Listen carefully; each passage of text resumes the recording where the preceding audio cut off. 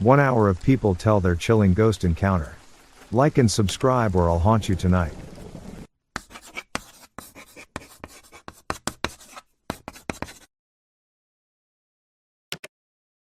I've never lived in a haunted house, but my mother did as a teen. Other houses on her street had strange things going on too. A few homes away from her lived a family. One night, the daughter went to bed with a bad headache. The next day, she was dead. She passed away from an aneurysm. After her funeral, the family went away to get their minds off the tragedy, and the father asked my uncle, my mom's brother, to check on their pets. My mom and dad, who were dating at the time, went with him. My mother had heard there was a grand piano, and she wanted to play it. My dad was studying to be a veterinarian. After entering the house, my uncle and my father headed to the basement to see the animals, and my mother went to the piano on the ground floor. She was playing it when she felt something brush her ankles. She thought a cat must have left the basement and walked past her. She kept playing, and then she felt it again. She looked under the piano and saw nothing. When she started again, she felt hands clasp her legs tightly. She dashed to the basement door, called my uncle and father, and waited for them. Back outside, my uncle could tell my mom was rattled and asked what was wrong. She told him what had happened, and he turned white. He told her the daughter who had died used to play a game with her father. When he played the piano, she'd crawl underneath, grab his ankles, and push his feet up and down on the pedals. The ambulance company that I used to work for had a haunted ambulance, Rig 12. A lot of EMTs had stories about it, but I never put much stock in paranormal stuff. That is, until I had my own experience with Rig 12. My partner and I were working in a rural community at 3 a.m., and it was pitch dark and completely quiet. We were both dozing. I was in the driver's seat, and she was in the passenger seat. I woke up to a muffled voice, but I thought my partner was talking. I told her I was trying to sleep and closed my eyes.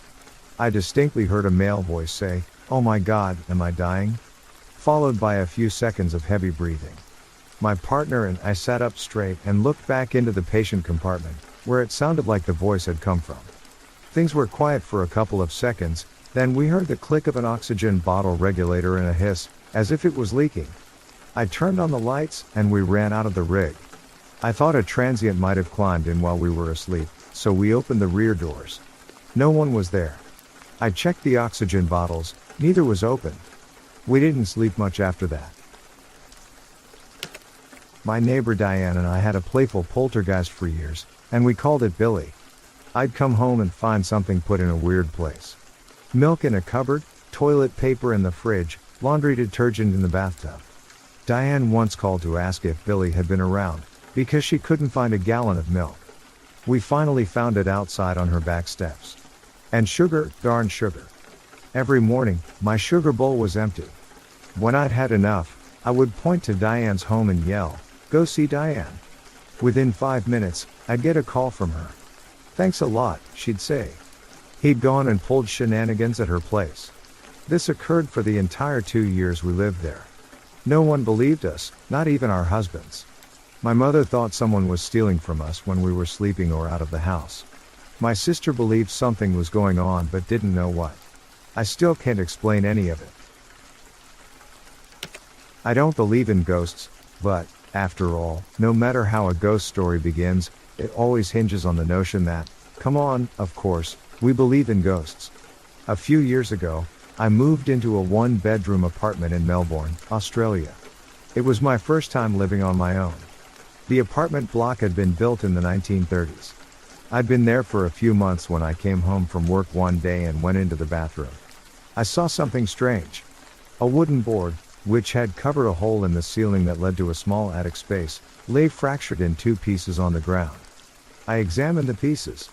The board was an inch thick, and it would have taken Bruce Lee to break it. I thought the landlord had sent someone to work on the attic. I was frozen stiff with fear. Someone is up there for sure, I thought. I emailed pictures to the landlord, asking if anyone had been there, with an undertone of annoyance since she hadn't warned me. Her reply read, "Please call me as soon as you are able to." I called, and she explained that her last 2 tenants had said the same thing happened. She promised to replace the board, and she did. A month later, I woke up one night around 4 a.m. My body was covered in goosebumps. It felt like someone was rubbing his or her hands on me. Everything was silent, but then I heard a dragging sound coming from above my bed. It was as if someone was pulling a sack of potatoes. I froze, convinced someone was up there. There is no way an animal could make that sound. After 5 minutes, I worked up the courage to turn on the light, armed myself with a cricket bat, and walked to the bathroom. That's when I saw that the new board covering the hole was broken in two. I felt sick. The dragging sound had stopped, but I heard something else, whispering. The sound was clear and coming from the attic. It sounded like children's voices, and I could hear one sentence repeated over and over, "It's your turn, it's your turn." I switched on every light in the apartment to make things feel normal. It was 5 a.m. and dark outside. I watched TV to try to unwind, then a fuse blew. My pet budgie, Dexter, whom I kept in the kitchen, usually never made a sound at night, but he started squawking like he was being strangled. I'd never heard him make those sorts of noises. He was screaming. I grabbed my car keys, ran out, sat in my car, and waited there until the sun came up. When I saw people walking their dogs, this comforted me enough to go back in. The front door was open, but I figured I might have forgotten to close it when I ran out. I went to the kitchen to check on Dexter, but he wasn't in his cage. I felt sick again. All my windows were closed, so I looked everywhere inside. When I walked to the bathroom, I heard splashing. Dexter was half drowned in the toilet. I took him out, washed him, and dried him. I was so confused. At 8 a.m., I called the landlord and gave her a watered-down version of the night. "Oh wow, you heard the whispering too," she said. I stayed in that apartment for another 18 months. I heard the whispering on a few occasions, and twice the board covering the hole in the ceiling moved. Although I live elsewhere now, the landlord recently called. She said that her new tenants had begged to speak with me about some of the stuff that's been going on there. Forget it, it's their problem now. One night when I was 10, I was woken up by my bedroom door opening, followed by someone sitting on my bed.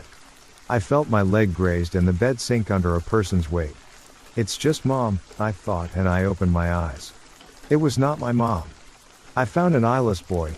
He had black, empty sockets, about my age, sitting at the foot of my bed.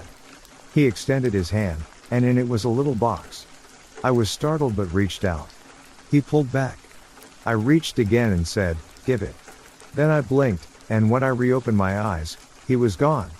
But I could still see the imprint where he'd sat on my bed. Fast forward 5 years, my girlfriend came over to do homework. After she finished, she took a nap while she waited for her parents. When they arrived, I tried waking her up. She opened her eyes suddenly, looking up at a corner where the wall met the ceiling. She pointed there and went back to sleep. I shook her again. She came to full consciousness, and I explained what she'd done. She looked haunted. Up on the wall, I saw a little boy with no eyes. He was there, in a Spider-Man pose, staring at me. I freaked out and told her my story about the same kid. Fast forward another 5 years, I was with the same girlfriend, and we had a 2-year-old. We were living in my parents' house, in my old room. My daughter started waking up at the same time every night, and she'd talk. After a while, I noticed she had almost the same conversation every night. I playfully asked her once whom she was talking to. She said, "It's a little boy, he's nice. He's lost and looking for his mommy." My daughter's nightly conversations continued until we got our own place later that year. This happened in 1972, at a party hosted by University of Michigan students living on Ashley Street. A 15-year-old girl, who probably had no business being there in the first place, suddenly felt a strange, bone-chilling cold. In an attempt to warm up, she went upstairs, because heat rises, we guessed. That's when things really went awry. One of the walls of the house started moving, and a black shadow approached the girl. Meanwhile, downstairs, posters were spontaneously popping off the walls and falling into a growing pile on the floor. The girl wandered back downstairs, where she found herself saying these strange words. "The drugs and addiction were my fault, and I accept responsibility for that, but I was not that way deep down inside. I want to apologize to everyone involved for what I have done." What made those words even stranger was that the girl did not do drugs, let alone have an addiction. Her words didn't seem all that strange to the students who lived in the house. Before they moved in, the house had been inhabited by a man with a very serious addiction. The reason he no longer lived there? He had died of a heroin overdose. Has the ghost of Ashley Street made any more appearances? That remains a mystery. I'm 52 years old and have had 5 paranormal experiences, 3 of which, possibly 4, involved a ghost. The most recent was January 5, 2011. My grandmother passed away on 1st of January 2011. I was very close with her and was her favorite of 9 grandchildren. I was born in Connecticut and lived in Connecticut until 2002 when I moved to Arizona. I have been here since. I returned a few times to visit, but she had never been to my house in Arizona. When she had died, I had recently started a new job and couldn't get the time off to return for her funeral. On Wednesday, January 5th, I had returned home from work at about 4:30 p.m. and walked into my house. I went in through the garage, through the laundry room, and turned right into my living room, headed for the kitchen, when I noticed something on my left. I looked to see what it was, and it was my grandmother standing in my living room near the entertainment center, and she was talking to someone on her left side that I couldn't see. I also couldn't hear anything. She was almost solid at the head and shoulders, but her body was almost transparent. She had a look of concern and confusion on her face and was wearing a pink floral dress, which I found out later on that she was wearing at the wake. She was looking right past me into my kitchen as though I wasn't even there. I stood there in disbelief for a few seconds, and when I said "Grandma" under my breath, she just faded away. The whole experience lasted less than 5 seconds. I have replayed this over and over again in my head, and the only thing that I can come up with is that her wake was at the same time that I returned home from work and she didn't see me there. Maybe her guide brought her to me to see I couldn't be there. I don't know, but I wish I did. I'll probably never know, but then again, I might get some answers when my time comes. A was coming home at midnight on his bike. He saw some lady on the side of the road asking for lift. She was also crying. He thought she needs help and gave her a lift. In the meantime, he asked her name and her destination, but she kept crying. After repeatedly asking when she did not answer, he stopped his bike and said he cannot take her anywhere if she does not tell him where she wants to go. Then she lifted her hand and fingered to a small lane which was very dark and no one to be seen there. He turned his bike to the lane and drove. But even after driving several kilometers, the lady did not ask him to stop. Finally, he stopped his bike again and turned back. But to his surprise, the lady was gone. A bad smell remained. He looked at the surroundings. It was a place for cremation. Frightened, he took a U-turn and drove to full speed. He could not believe he was with a ghost for sufficient time. So when you are with a ghost, all you can do is be strong and not weaken yourself. You are lucky you helped an unsatisfied soul. Then forget the whole incident and do not rethink. Remember, you have with you the most powerful entity, the Almighty. I was living in a house in Laguna Beach that had been there since the 1920s. In its history, it had been a speakeasy, a brothel, and a house for smuggling illegal immigrants. One day, my new wife and I were having an argument. I can't even recall what it was about. She walked down the block to get a cup of coffee and cool off, and I was alone in the house. From my bedroom, I could look across the hall into the bathroom, then through the bathroom and down the other hall. I was standing at my dresser, and I just noticed movement out the corner of my eye, and looked down there. There was, and honest to God, this gives me goosebumps just typing it, 17 years later, a black figure. It was maybe 3 feet tall, and it was only vaguely humanoid. It looked like black scribbles, like someone had scribbled a human shape, but the scribbles moved, like electricity arcing. That's the best way to describe it. There was no sound that I could remember. I distinctly remember when I saw it I wasn't afraid, just like, what the hell? Then it noticed me looking at it. I can't say it turned around, it just focused on me, I guess. Then I was scared. I didn't move, didn't scream, nothing. I was just frozen, because it just freaking came at me. It rushed down the hall towards me. I have no idea what it intended, but as soon as it entered the bathroom, the door closest to me just slammed shut on it. Then I screamed. I yelled for my wife. She wasn't home. I went outside, into the daylight, and didn't go back in until she got home about 10 minutes later. About 10 years ago, I was 8, I was visiting my dad at his house. My stepmother was in the kitchen and I was in the family room. We both saw my father, wearing a red flannel shirt and blue jeans, walk around the corner from the living room and start walking up the stairs. I followed him and called his name as he went up the stairs. He turned back and looked at me, got to the top of the stairs and went around the corner. I called his name again, then from the living room my dad popped his head up over the couch and asked what I wanted. He had been asleep on the couch the entire time, yet both my stepmother and I clearly saw him, wearing the clothes he had on the whole day and all, go from the living room up the stairs. It was the strangest thing I've ever seen. Both my stepmother and I still remember it and talk about it to this day. Also, it was broad daylight, so it wasn't some uncanny illusion of the night. In 2000, my husband, who is from Stockholm, Sweden, had a strange encounter in the apartment we are living in.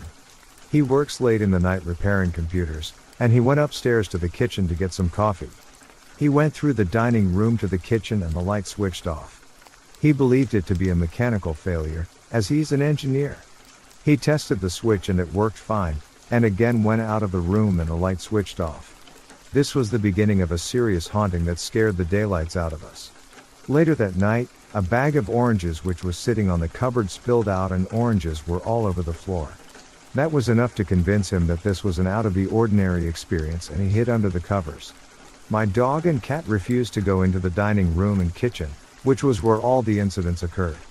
They would cry and cower in fear when the entity was about.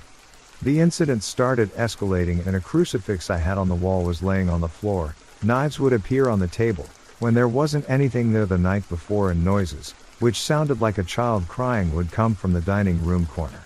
There was a cold spot in the center of the dining room and I always felt chilled going there. Shortly after this started, I had company over for dinner and was setting the table and put placemats on the table.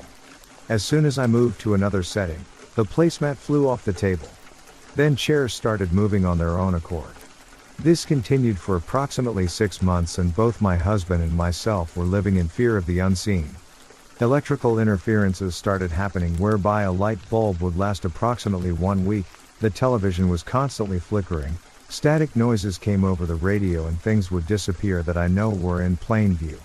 I decided enough was enough and contacted the Paranormal Society in London asking for an address for Eddie Burke, a known ghost hunter, who stated in his book that he could remove ghosts from any location, as time and distance do not matter in the spiritual world.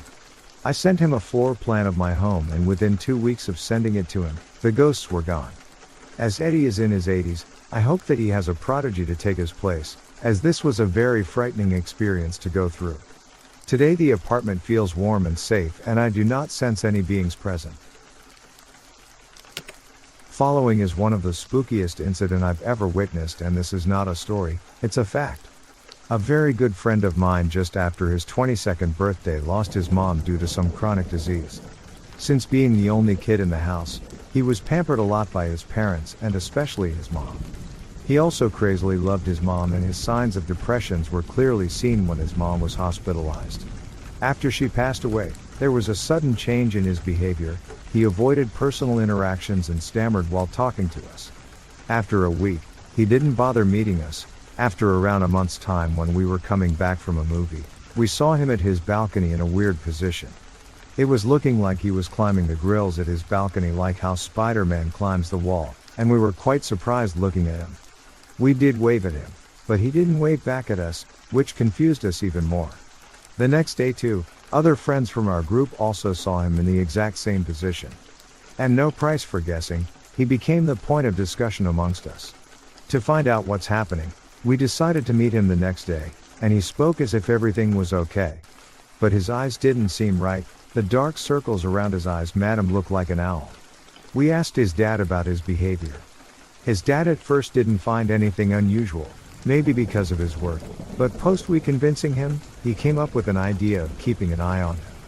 He also asked us to be with his son for the weekend and we did oblige to do that. Which turned out to be one of the biggest mistake what I made till date. We saw our friend this time not climbing the grill, but his own wardrobe and sat there talking with himself, seemed like he was sharing his childhood incidents. All this was in his eyes open, so we thought there is no case of sleepwalk. We immediately ran up to his dad and got a doctor to look at him. When we got him down and doctor asked him what was he up to, the answer made us pee our pants. He said he will not climb to the grill or wardrobe if his mom won't meet him at those places to talk to him. I just got back from the city today, and I am never going back. When I exited the building, I saw hundreds of people walking limply on the opposite side of the sidewalk. It appeared that they only went in one direction while walking, but what scared me was there was no one else on the streets but them, and their faces were drained of color and emotion. I crossed the road over to them, not even one car passed by. I got over to them and began following them, asking for an explanation and got no reply. I felt like I walked for miles, with no clear destination with the walking crowd. No one would talk to me, not even acknowledge my existence. Their faces still devoid of any emotion, still looking forward, as if drawn in by some unseen force. I felt like I was losing my sanity. I started to question whether this was a dream or not. A taxi suddenly stopped right beside me, and the driver beckoning me to get in, his face was pale as if he had seen a ghost. We traveled opposite the direction of where the people were walking to, and I realized that there seemed to be an endless line of them just walking in one direction. I questioned the driver as to why he picked me up so suddenly and where he was taking me. What he said chilled me to the bone. I just saw you walking on that empty street over there seemingly talking to no one. I just wanted to take you to the hospital to see if you were okay. I live in an apartment where an infamous child murder occurred. Long story with a bit of graphic exposition, reader discretion advised. For those of you who have read my other stories, I seem to be a magnet for child spirits. So a bit of history. In 2009, the national media got swept up in a story about an 8-year-old who had been reported missing by his mother. Amber alerts went out, thousands of people joined the search, but for days, he wasn't found. His mother was on TV asking for help finding her son at all hours of the day. Then a few days later, he was found floating in one of the irrigation canals. Upon investigation, it was discovered that the mom's boyfriend was doing unspeakable, evil things and physically abusing the boy. For punishment, he would be locked in the walls, an unfinished closet for access to the central air and heating unit, and he had to stay in there for hours. Health and welfare would do routine check-ins at the home, during which the mother and her boyfriend would lock the boy in the closet, so they wouldn't see the bruising from the most evil punishment, in which the boy had to lay on floor and the mom's boyfriend would do knee drops onto his chest, with force. Do the math from there. I do not want to get more graphic. The mother and her boyfriend then took the body half-mile to the canal and dropped it in, went back home, and called in the missing child report. For justice sake, the mother and her boyfriend are now in prison in general population. A fate worse than the death penalty for people who hurt children. Fast forward 4 years to 2013. My wife and I were looking for an apartment for us and our 2 kids. We got into a 3-bedroom apartment that sets the rent you pay based on your income. There's a pool, fitness center, in-unit washer and dryer, central air and heat, paradise compared to where I've lived before. We had no idea what we were moving into. As I began to make friends with my neighbors, I got to talk to some of the old-timers. The ones that have been living here for years. We would talk about a lot of different things, but as soon as they found out which apartment I live in, "Oh, you live in that apartment? Have you had anything weird happen yet?" "No. Why? Do you remember the child's name, case? You live in that apartment." During the search and discovery coverage, the news was very careful not to disclose the actual location where it all occurred. They showed a house a few blocks away where the boy would often go because his friends lived there. We had no way to know what we just moved into. Our state also doesn't have a mandatory disclosure law. Well, the lack of activity was short-lived. Odd but little things started happening. If I took off my glasses and set them down while they defog after I came in from the cold, I would come back to that spot a few minutes later and my glasses weren't there, and I would finally find them. Right where I left them in the spot they were, and then they weren't, and then they were. And I'm talking about the middle of a clean counter or a ledge right by the door, not something I'm just going to overlook. They were there, then they weren't, then they were. I initially chalked this up to the fact that I am getting older, and I also have MS. I'm also a tobacco smoker, only tobacco. Numerous times, I looked and couldn't find the lighter I just had an hour ago. Finally, I would go to the kitchen drawer and grab the box of matches in the drawer and head out to the patio. Just as I got the match lit and touched it to the tip of my cigarette, something fell on my hand and clattered on the ground at my feet. I looked down and there's my lighter. Also, a fun one that happens. I shave when I'm in the shower and I keep my razor in a caddy hanging from the shower head. I will be on the other end of the bathtub soaping up and feel something hit my back and then fall on the floor. My razor mysteriously traveled 4 feet through the air and hit me in the back. Most of the stuff that happens is small, mischievous, and funny. The kind of jokes and pranks a child would play. And now I've taken to saying hello to him every time something like that happens. But as more happens and I research more about the case, so much more comes to light about things that had been happening and I didn't know why. My daughter's room has the closet where the air and heat unit is housed. She would always complain about hearing scratching, banging, and occasionally a voice coming from the closet. We are on the ground floor and there are living, fleshy children upstairs. Apartments always have sounds. No, Dad, the sound is in the closet. I still explained it away about the way sound travels and amplifies in heating ducts, until the breaker on the heater popped and I had to go in and reset it. And then I saw scratched into the wood frame in the walls, half hidden by years of dust. The murdered child's name. I sanded it out, so my daughter wouldn't see it and get freaked out. We can't afford to find another place to live in this city. Also, occasionally, when my son and I are talking crap and both of us bust out laughing, there is another laugh in the room with us, but my wife and daughter are in the other rooms or not at home. This all brings me to the point where I just have to tell the story, because it just happened, for the first time, 20 hours ago as of the time I'm writing this. My wife and I both woke up at the same time because we heard someone whispering in our room. As my eyes first opened, I saw a young boy kneeling next to my bed, reaching out for my little dog who was sleeping next to me. Not a transparent apparition either, solid appearing and kneeling right next to the bed and trying to pet my dog. As consciousness and my connection to reality increased, the boy faded away into the ether. Ordinarily, I could attribute this to me just still being asleep and dreaming. But I saw my wife moving off the bed toward the bathroom as he faded away in front of my fully opened eyes. But yeah, I live in an apartment where a nationally covered child murder occurred. What is it with me and child spirits? I'm from the UK. When I was aged 15, my parents used to own a static caravan holiday home. When I had a week off school, we used to go up there. I had a friend and his family did the same. We used to sneak out with some beers and have a wander late at night while everyone else was sleeping. The holiday park was by the coast, and if you followed a trail, it would lead you to the top of some clay cliffs and a large grassy area with ponds, farmland and lots of bushes. There was a bench we used to sit on overlooking the beach, and we would smoke cigarettes and drink beers and just generally have a good time. This one night, we decided to walk a bit further. It was dark, but the moonlight was shimmering and lighting up the pathway. Not a sound could be heard. It was like all noise had ceased. We were walking between 2 thick bushy trees and a hedgerow. I stopped suddenly, because I heard a rustling in the bushes. Basically, there were 2 huge trees and behind them was a dense thick hedge about 6 feet high. I turned on my mobile phone camera light and saw that 2 animal eyes were reflecting back. I said to my friend that maybe it's a fox. So I moved a bit closer and had to duck under a branch. So I'm now bent over kind of squatting to get in and take a closer look. As I shined my light into the hedge, I saw what looked like a white oval-shaped large rock smooth. The oval-shaped object turned, and what I saw has haunted me for a long time since. I'm 37 now and this was when I was 15. What I thought was a funny rock was a bald head, and it was like somebody was lying on their back and I was looking side onto them. The head turned to me, and all I could make out was inhuman black eyes and the most hideous hateful expression.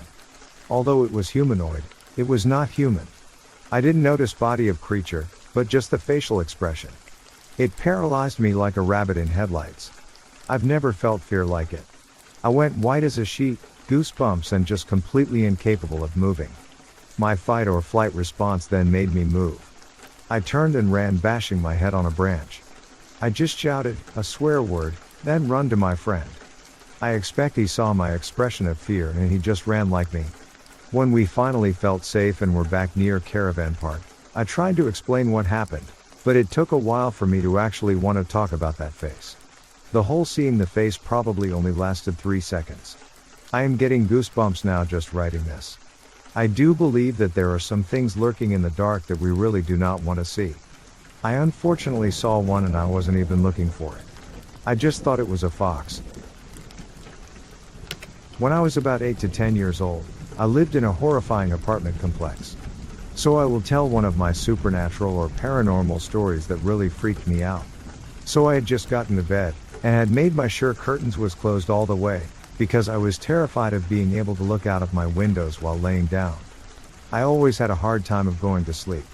But that night was different. I fell asleep easily.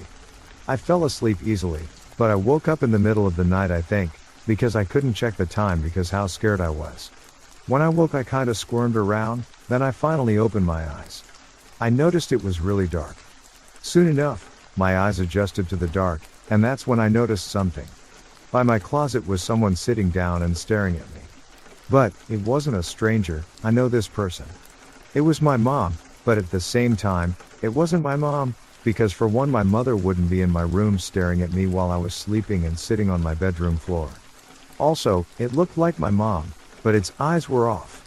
My mom has the most vibrant pretty blue eyes.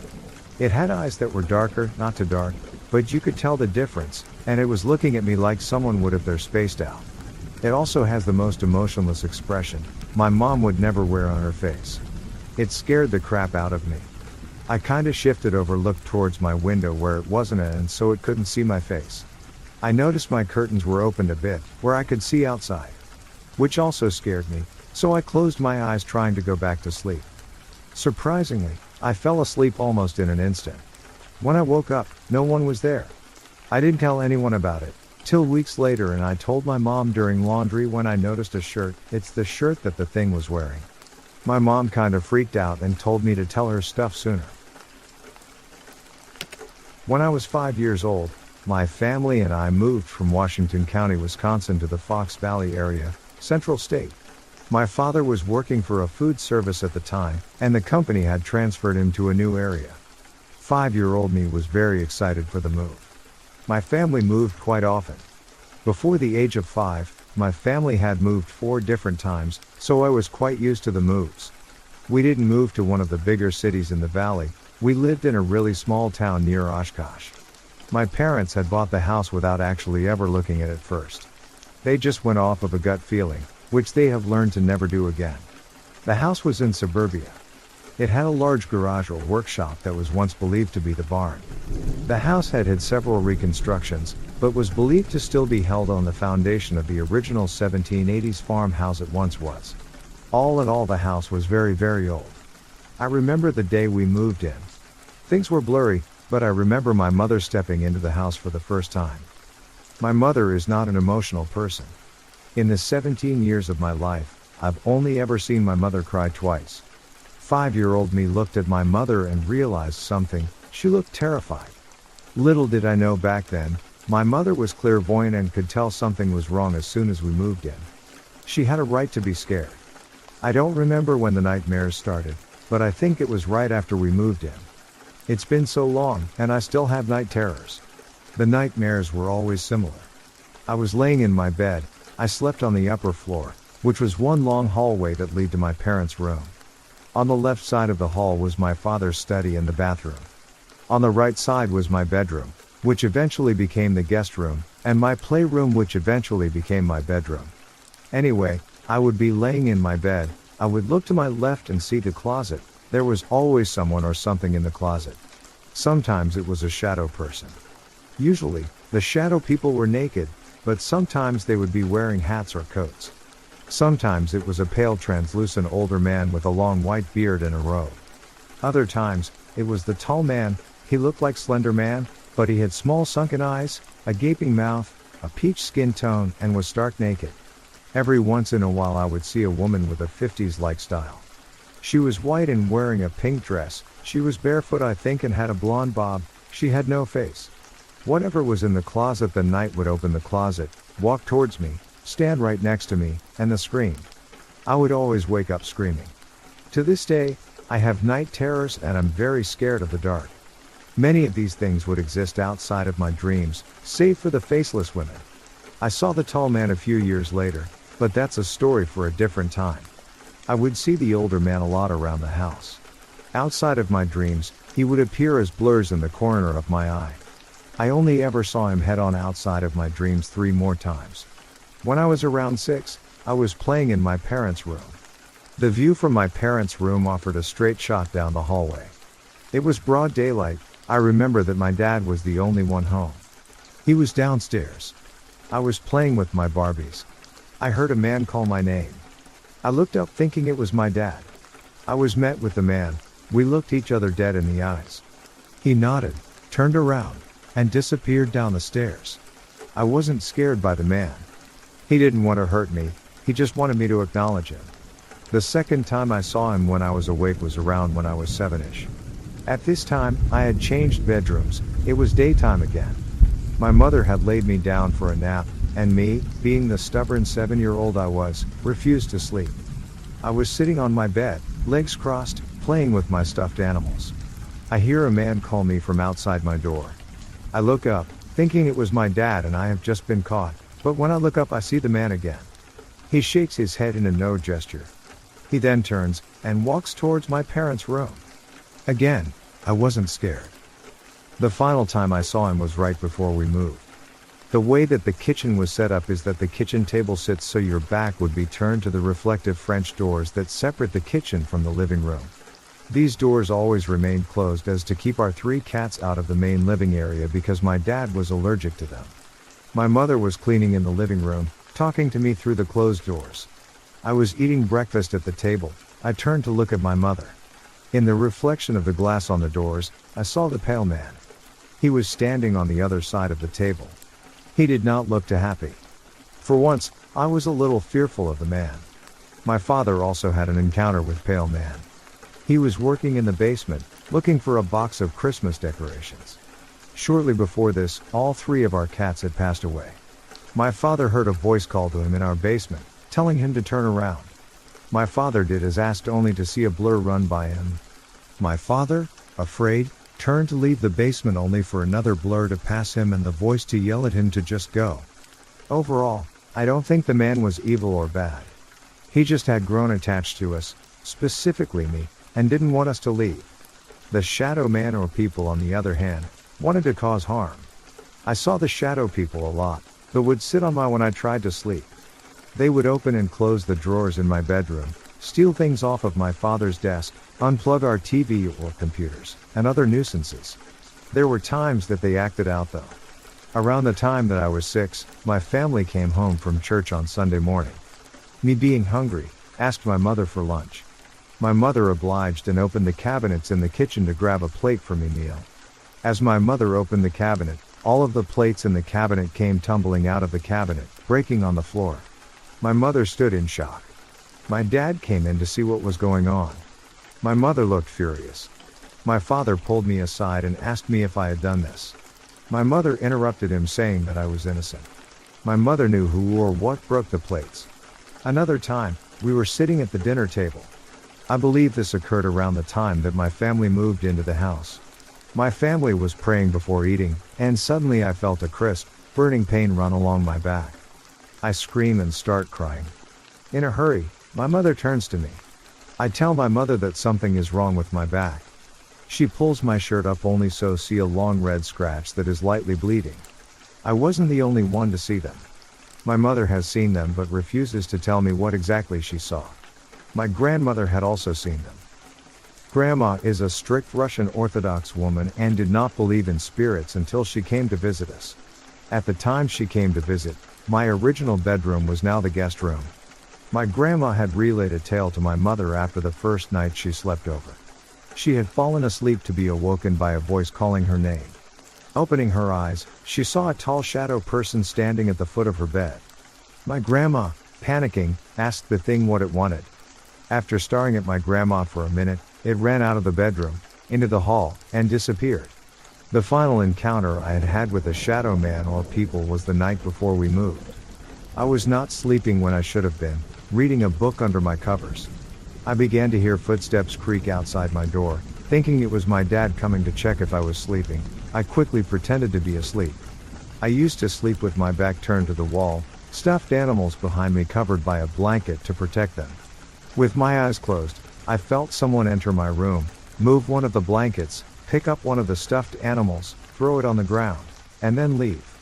The stuffed animal it chose was a small white unicorn that I had gotten from a deceased family friend. After I had processed what had happened, I went to ask my father, still thinking it was him, why he had moved the unicorn. My dad was confused. Suddenly, I was filled with terror. I started rambling about how the shadow man had moved my stuffed animals and how he was watching me sleep.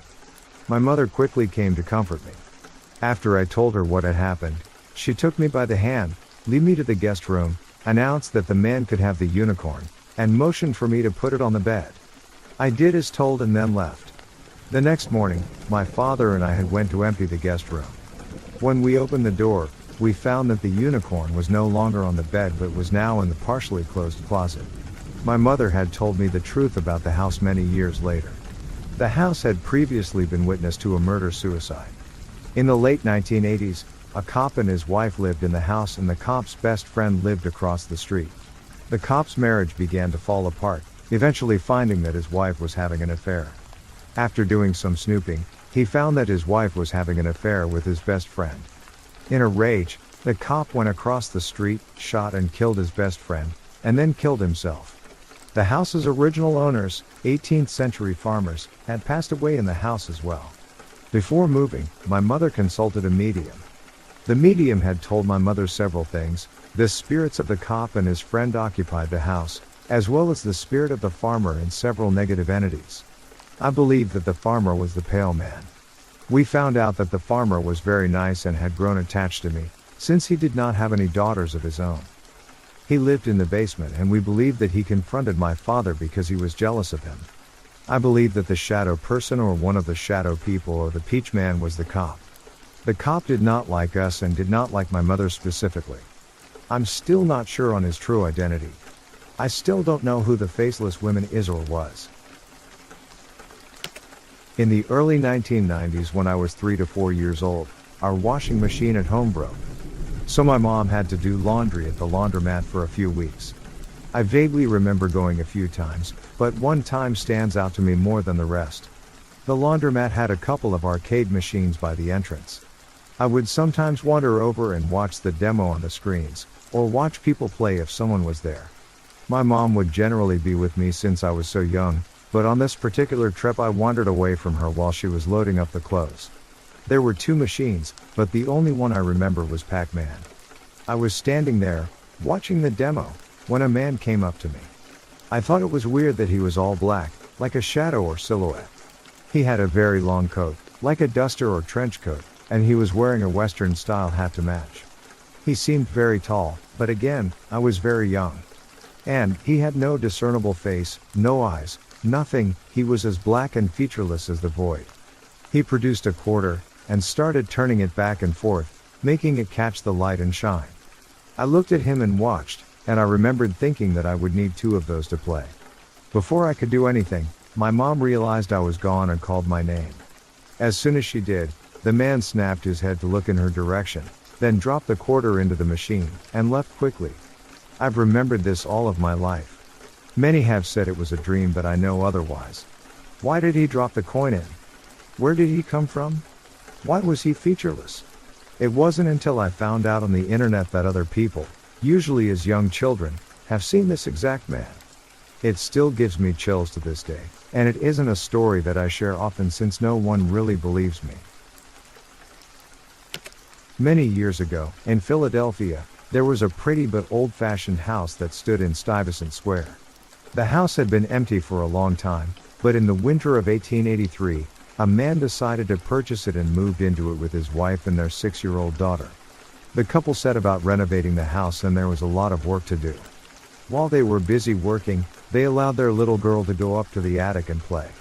Years before, the attic had been converted into a playroom. After a few weeks, work on the rooms downstairs was almost finished and the mother had more time to spend with her daughter.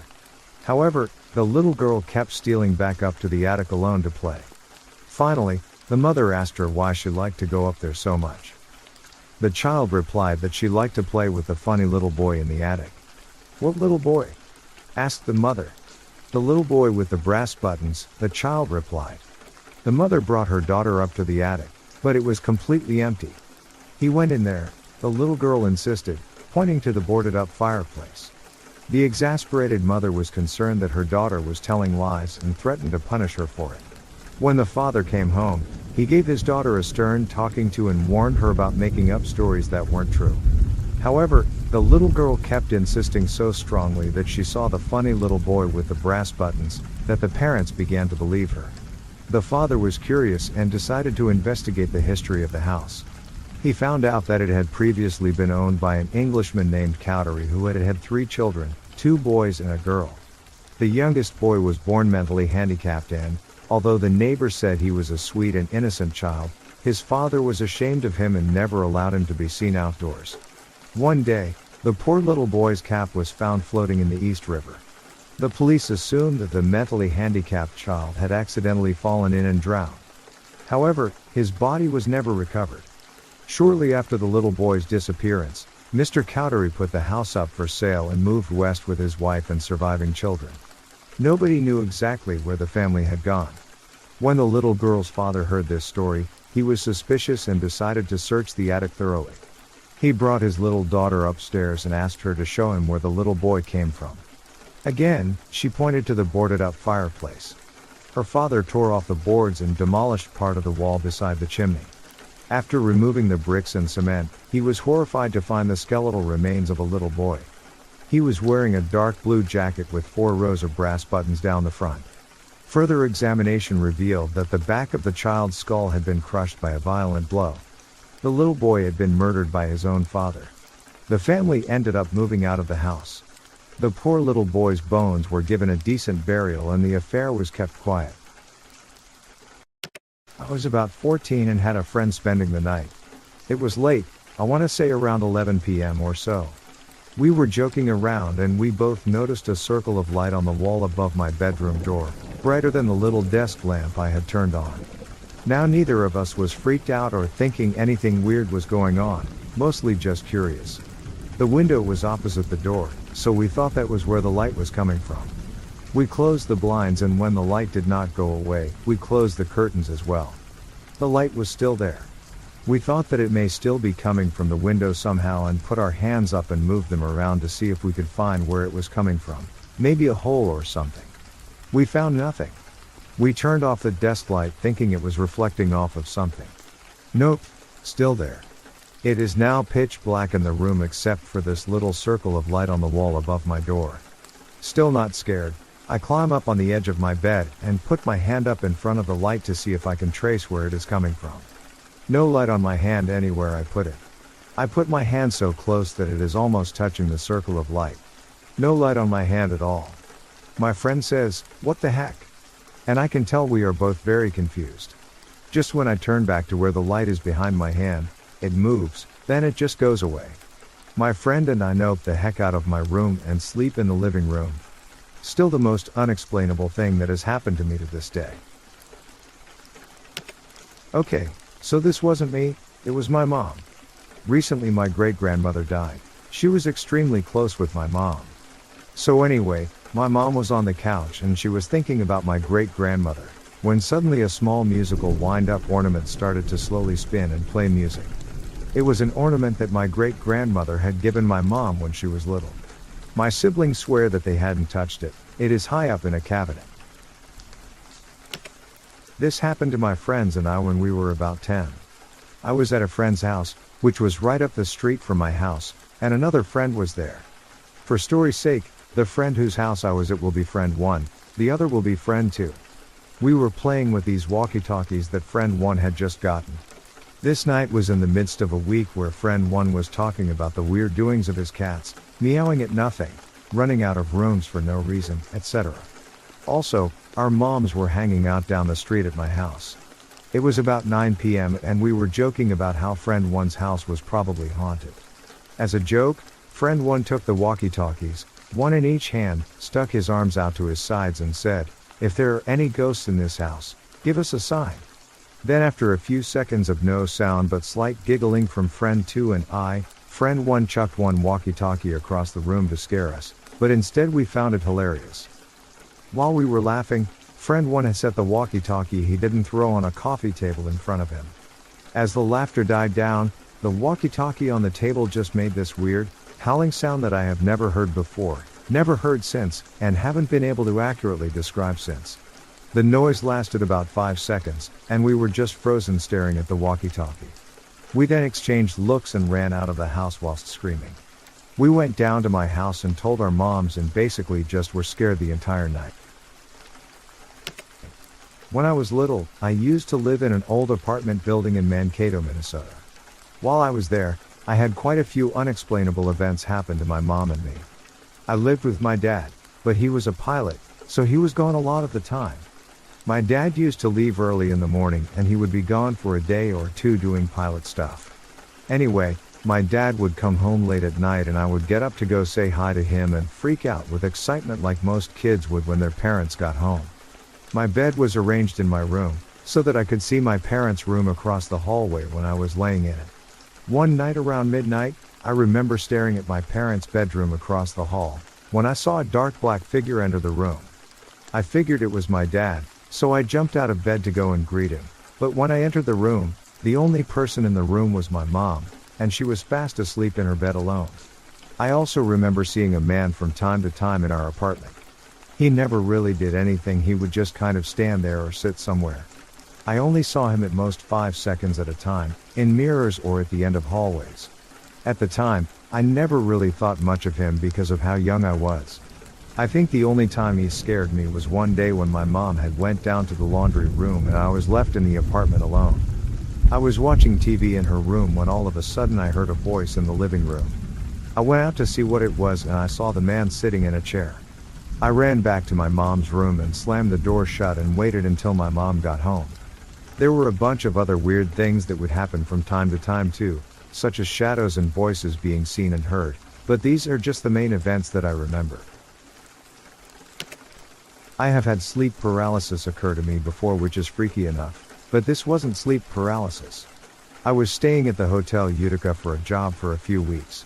On the first night there, after hearing that it was haunted, I wake up around 3 a.m. on my side feeling like someone is in the room. I turn my head slightly and look around the dark room and see nothing. I close my eyes and I get the feeling like someone is running towards my bed, getting closer and closer for about 10 seconds. It ends and I feel like someone is about to jump onto the bed. It feels like everything coming to a climax, and I am too afraid to turn my head completely around. I gather the courage and turn my head and everything stops. I'm staring at nothing but the wall less than 4 feet away from me. It turned out that almost everyone I was with also was awakened around that same time. I often heard someone coming up the stairs when there was no one there. This one was particularly annoying more than it's scary, because this ghost thing, or whatever the heck it was, would do it all night long. Thankfully, it wasn't every night this happened. The scariest one for me was the time it sounded like every pot and pan in the kitchen was being banged together, thrown around, and slammed against the stove. It also sounded like every window downstairs was being banged on. It was loud. I remember seeing my oldest brother, I slept with my door open back then, run across the hall, into my younger brother's room because he was so scared and didn't want to be alone. I, however, just hid under the covers. Of course, upon inspection the next morning, absolutely nothing was out of place. I'm currently watching my aunt's dogs and house for the week while she's out of town, and last night, I decided to go ahead and knock back a few beers and make myself some burgers. I turn Spotify on in the living room, then head into the kitchen and start cooking. Now I'm watching this little family of 4 dachshunds, which is super easy, because they're all too small to get into any serious trouble. My only problem is they always bark at nothing in particular. Anyway, as I'm cooking, I hear a loud bang from the living room, and a couple of the dogs start barking. The best way to describe the sound would be if you were to pick up one end of a couch, and then drop it onto a hardwood floor. I walk out and nothing seems to be out of place. I figure maybe the sound was from the song that was playing, so I restart the song and listen for it. Nothing. Well, after not seeing anything wrong, I brush it off and go back to cooking my food. About an hour or so later, I'm sitting on the couch watching TV, when I hear scratching. I mute the TV and listen. I still hear the scratching, so I get up and open a bedroom door, and one of the dachshunds hightails it out of the room. This door has not been opened once since I arrived. I have no clue how the dog managed to get in, or why the door slammed shut behind it. I haven't gone in this room, because I know my aunt has a massive collection of creepy porcelain dolls in it, and I don't have much reason to look at a scary doll room. There have been 2 separate deaths in the house since my aunt moved in almost 30 years ago. I spent a good few hours outside after that. During my senior year of high school, my parents finally separated and my mom and I ended up moving into the vacant side of the duplex my BF lived in.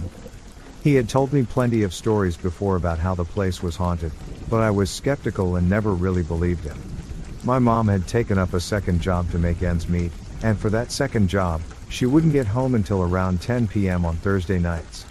One Thursday night around 9, I was winding down for the night. I turned off the television and all the lights downstairs, and started heading upstairs to read for a little while since I still wasn't tired enough to go to bed. I was walking up the stairs behind my dog, and the way the house is set up, the stairs go up to a landing where they make a U-turn, then you go up some more stairs to the second floor. At the top of the stairs, there's a window that had just enough light coming through the blinds to be able to see. I'm going up these stairs behind my dog, and when we get to the second set of stairs that go to the second floor, my dog stops and gives her tail a little wag like there's someone there. What happens next goes by in a matter of seconds. I look up to see what she's looking at. In the light of the window, I see a figure of a person. I say out loud, thinking that it's my mom, "Oh, I didn't know you were home already." I suddenly realize it can't be my mom, because she would have had to walk past me to get upstairs. As this is occurring to me, the dark figure appears to rush toward me, and as it gets closer it takes on a more masculine form. And then it's gone. I freaking bolt the rest of the way up the steps, locked myself and my dog in my room with all of the lights on until my mom got home. Shortly after that, the BF, his oldest brother, and I started doing a little ghost hunting and got some creepy EVPs. One I will never forget was from a small old rural graveyard where we heard a voice say very clearly, "Kill me, let me die." 4 years ago, my friend and I decided that we wanted to do a weekend out of town for her birthday. So, the 2 of us and her mom decided to go to Jefferson, Texas. Her mom's friend was going to go with us, but she couldn't get a babysitter. Well, after going around and looking at the historic town all day, we get back to our hotel, the Jefferson Hotel. It was pretty late at this point, probably 1 a.m. There were 2 queen-sized beds in the room. My friend and I took the one by the window, and her mom took the one by the door. After lying in bed for a while, I feel something touching the tops of my feet and lower legs. I joke with my friend to stop touching my feet because I'm trying to go to sleep. She said, "I'm not touching you, go to bed." This whole time, I'm still feeling something touching me. So I say, "No, for real, I can feel you touching my legs." She then kicks her arms and legs up and says, "Look, I'm not touching you." I instantly freeze and could barely talk, because whatever it was still touching my legs, almost like running your hands down someone's legs from the foot of the bed. She gets up and I could still feel it up until she gets around to the foot of the bed. She inspects and finds nothing that could have been doing it. Well, needless to say, I spent the whole night awake in the fetal position cuddling her for dear life. The craziest part of the whole thing was that in the morning my friend's mom called her friend that was supposed to come with us, but couldn't. She started off the conversation by asking what room we ended up staying in. Her mom said room 17. The lady responded, "Oh, well, my son and I stayed in that room when we went there before. But he won't stay in that room ever again, because he felt something grabbing at his legs all night long." I almost pooped my pants. When I was 9, I'm 17 now, I used to live in an old trailer that was on the bottom of a hill. Every morning, my grandma would wake me up for school at 6 a.m. When I was done getting ready, I would wait for the bus by watching cartoons in the living room. I had an old car seat I loved to sit in just a few feet away from the television. Behind my seat was a coffee table and couch. One morning, my grandma was in the bathroom getting ready for work, and I was, of course, watching the television. Suddenly, from right behind me on the couch, I heard a voice utter my name. Immediately, I spun my head around the car seat, expecting to see my mom because sometimes, I would accidentally wake her up with the television. Instead I found nothing, I glared in the direction of the sound for a bit, but decided I was hearing things. Only moments later did I hear it again, closer. It sounded less human than before, almost sinister. I knew there was no way I imagined it this time. I didn't even look as I ran into the hallway and banged on the bathroom door for my grandma. When I told her, she of course didn't believe me. Soon after, however, I had to run to the bus and I didn't hear the voice again. That's the main experience I had with the trailer, but other odd things happened here and there. Things were misplaced often, and the doorbell would ring for no reason. I sometimes saw something in the corner of my eye, and once, while I was throwing a fit in my room, I heard a voice ask me if I was okay. My mother had heard that voice twice. While visiting Gettysburg last year, I went on a ghost tour, and for a while nothing was happening, until we got to these woods on the backside of East Cemetery Hill. I had a K2 meter that started going crazy, and the area directly in front of it was a good 10 degrees colder, but that's not all that happened. While standing there doing an EVP session, I got a weird feeling in my stomach. It was a dull ache, but my stomach also felt weird, a light fluttery feeling that's hard to describe. 2 days later, I was at an area of the battlefield known as Spangler Spring, and once again, I was hit with the same pain and feeling in my stomach. I walked away from the area I was at, and oddly the pain went away, so I wound up going back to the spot I was at and the pain returned. I left again and the pain went away. That was by far the freakiest thing I have ever experienced paranormal-wise. I live in a very old house in Pennsylvania, and lots of spooky things have happened. The scariest thing has to be the time there was a heartbeat in the ceiling. I thought I had heard a strange noise coming from the upstairs hallway just outside my bedroom, so I yelled for my parents to come check it out. They heard the heartbeat as well and figured there was some animal trapped in our air ducts. When we called a professional, they inspected our home to find nothing, and said that an animal couldn't have survived in the ducts seeing as it was winter and we had the heat running. The heartbeat grew louder in the next few days. I had asked my parents to get someone else to come over and check it out, because it was starting to really freak me out, but they insisted it would go away. The day after I asked this, the heartbeat sound moved into my room, directly over my bed. I should add that my bed was under a slope in the room, with nothing between the ceiling and the roof. It was so loud and terrifying, there was no way I could sleep there. The next day, the noise disappeared and never came back. Some other creepy stuff has happened as well. For example, my family has heard children screaming, laughing, and jumping off our diving board into our pool. You can hear and see the splashes. Even the dogs have heard it and have gone crazy barking, but there are never any children in the pool. My house is freaking haunted. When I was younger and I had just finished taking a bath, I saw the silhouette of a man right in front of me, looking at me. He looked at me, and then walked down the stairs, and I heard the keys in his pockets as he left through the front door, which also audible. I was in a drowsy state of mind. When I got to the bottom of the staircase, my sister was sitting on the couch watching TV. I asked her, "Did Dad just leave?" She didn't know what I was talking about. Later I described what had happened to her, and she told me she also had experienced the same thing at the laundromat my parents owned when she was helping out. We refer to this phenomenon as the shadow people whenever we talk about it. I worked as a teacher in a very old school building. In my wing, I was usually one of the first people to arrive there in the morning. The band room was directly above my classroom, so I often heard people playing instruments when school was in session. One morning, I got to school around 7 a.m. I didn't see anyone else around and went about my business getting ready for the day. I heard someone start playing a saxophone and assumed the band teacher had come in and gone up to the band room. Around 7:30, I see the band teacher walking up the stairs, keys in hand. I stop her to say her saxophone playing sounded great. She looks at me, confused. She had just arrived to the school and the band room was locked. Never did figure out any explanation for the saxophone music. This one happened a couple of days ago actually. First, a couple of details about my house. There's a big field in front of it, and the way the sun sets every day, you can see the shadow of the house in the field. Also, there's a balcony with a tin roof facing the field. For those of you who don't have tin roofs, you should know they can be very noisy. There is no way you can walk silently on top of it, unless you moved extremely slow. Anyway, beyond to the unexplainable. I was out on the balcony smoking my afternoon cigarette. It was a quiet afternoon, and I was alone.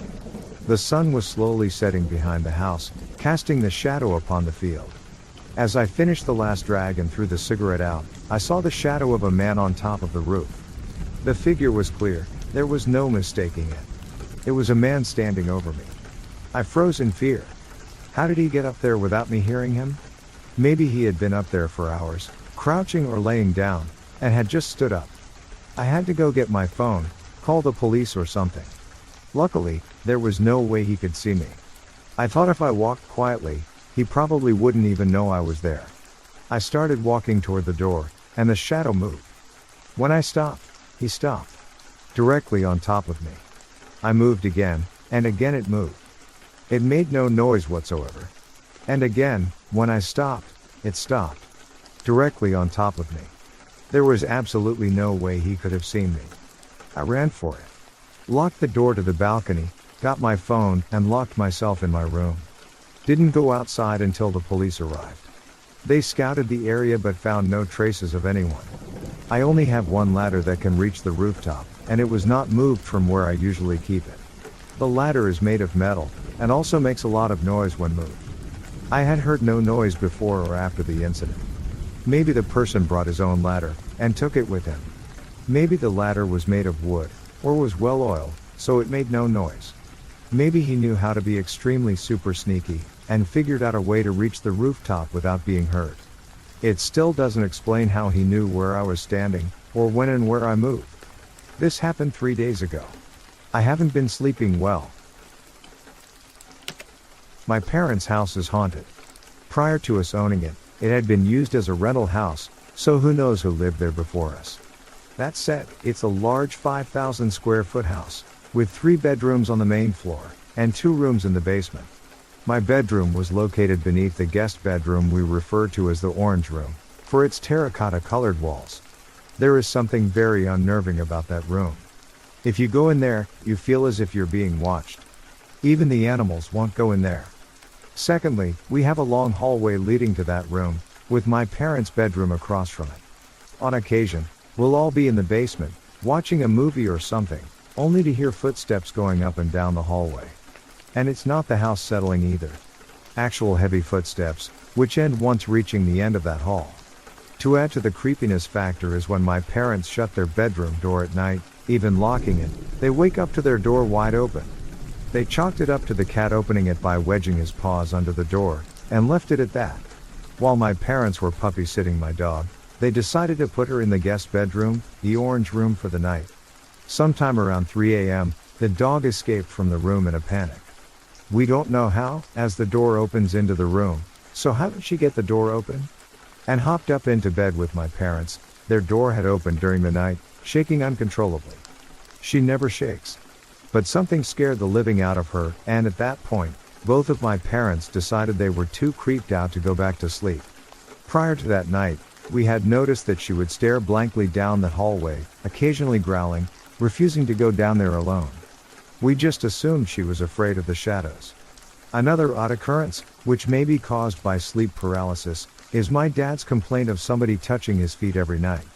Like somebody passes the end of the bed, and tickles his feet for a few seconds before abruptly stopping. I've even experienced the sensation of somebody sitting on the edge of my bed, only to find that nobody was there once my lamp was turned on. Based on what we know, the surrounding area was originally inhabited by Native Americans, before turned into farmland. There's no telling what the history of our property was. One cold night, when I was a teen home alone, I was blaring music through my headphones. My family used to only use our garage door to get inside, and the handle sometimes got locked or jammed and could only be opened from the inside. Being home alone, I locked all other doors. As one song faded to an end, I start to hear pounding and someone calling my name. I immediately jump up when I recognize it as the garage door and frantically run downstairs to open it.